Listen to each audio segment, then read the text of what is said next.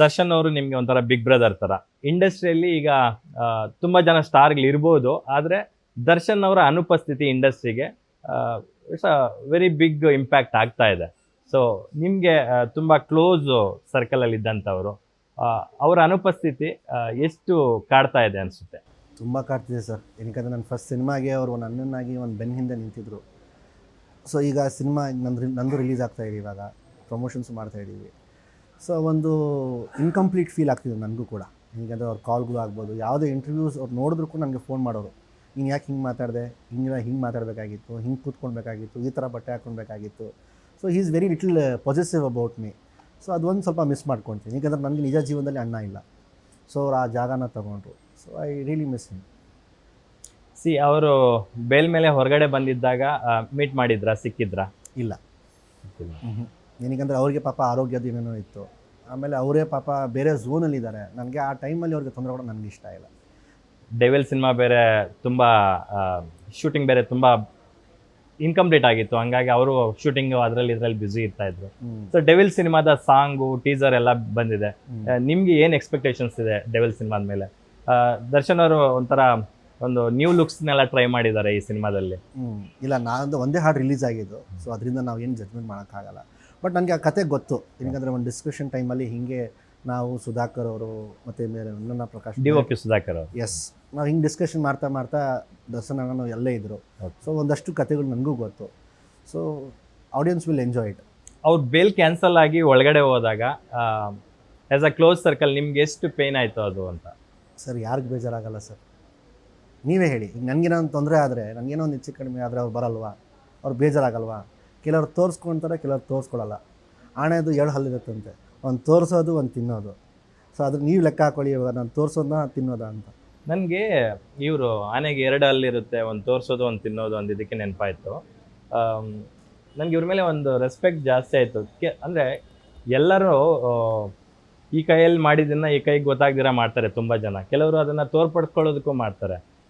ಯಾವುದೋ ಒಂದು ಟೆಂಪಲ್ಗೆ ನೀವು ಮೋರ್ ದೆನ್ 10 lakhs ಡೊನೇಟ್ ಮಾಡಿದ್ದು ನನಗೆ ಯಾರೋ ಹೇಳಿದ್ರು. ಟ್ರೂ ಅದ್ರ ಬಗ್ಗೆ ಹೇಳ್ಬೋದಾ? ಗೊತ್ತಿಲ್ಲ sir, I don't know. So sweet of you. ನೋಡಿ, ಮಾಡಿರೋರು ಯಾವತ್ತೂ ನಾನು ಮಾಡಿದೆ ಅಂತ ಹೇಳ್ಕೊಳ್ಳಲ್ಲ. ಅದು ಅವ್ರು ದೊಡ್ಡತನ ಸರ್.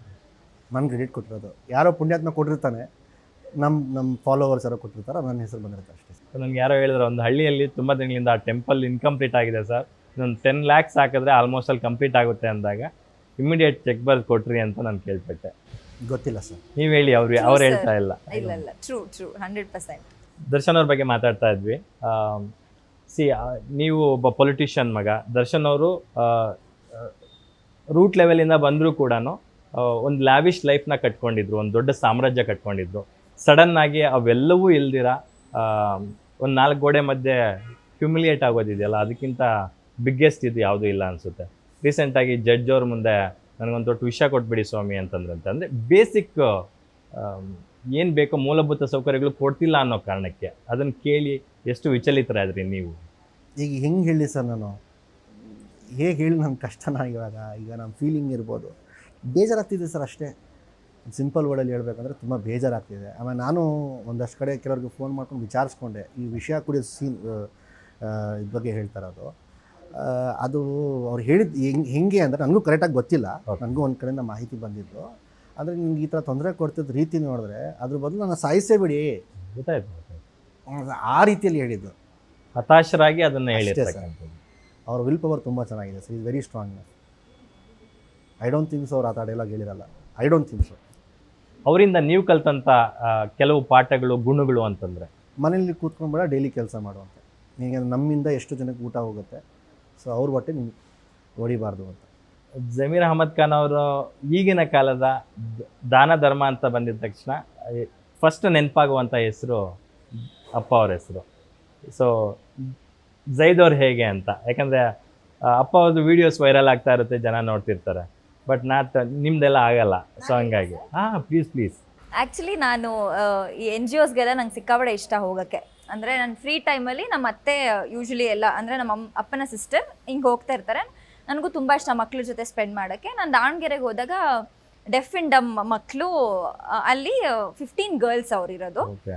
ನಮ್ಮ ಅತ್ತೆ ಅಲ್ಲಿ ನೋಡ್ಕೋತಾ ಇದ್ರು. ನಾನು ಹೋಗಿ ಅಟ್ಲೀಸ್ಟ್ ಅವ್ರು ನಾವ್ ಏನ್ ಕೊಡ್ಬೇಕಂತಿಲ್ಲ, ನಮ್ಮ ಜೊತೆ ಇದ್ರೆ ಅವ್ರು ತುಂಬಾ ಖುಷಿಯಾಗಿ ಬಿಡ್ತಾರೆ. ಅಂದ್ರೆ ಸ್ಟಾರ್ ಬಂದ್ರೆ ಅವ್ರ ಪ್ರಕಾರ ನಾವು ಒಂದ್ ಸಿನಿಮಾ ಮಾಡ್ತಿದೀವಿ ಅಂದ್ರೆ ದೊಡ್ಡ ಸ್ಟಾರ್ ಅನ್ಕೊಂಡ್ಬಿಟ್ಟಿರ್ತಾರೆ.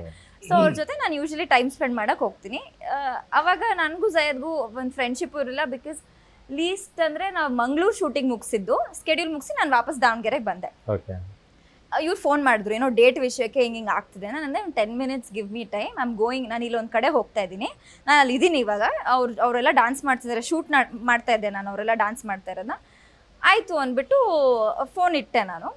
ಈ ಸೆಂಟ್ ಮೀ, ನಾನು ಎಷ್ಟು ಅಮೌಂಟ್ ಅಂತ ಹೇಳಲ್ಲ, ನನಗೆ ದುಡ್ಡು ಕಳಿಸಿದ್ರು ಅವರು ನನ್ನ ಅಕೌಂಟ್ಗೆ, ನನ್ನ ಫೋನ್ಪೇಗೆ ಕಳಿಸ್ಬಿಟ್ಟು ಪ್ಲೀಸ್ ಇದನ್ನು ಅವ್ರಿಗೆ ಕೊಟ್ಬಿಡು, ನಾನು ಕೊಟ್ಟೆ ಅಂತ ನೀನು ಎಲ್ಲೂ ಹೇಳೋಕೆ ಹೋಗ್ಬೇಡ. So all was that. ಕತೆ ಕಟ್ತಾವಳ ಸರ್ ಹೀರೋಯಿನ್ ಅಂತ. ಕತೆ ಎಲ್ಲ ನಿಜ ಇದು.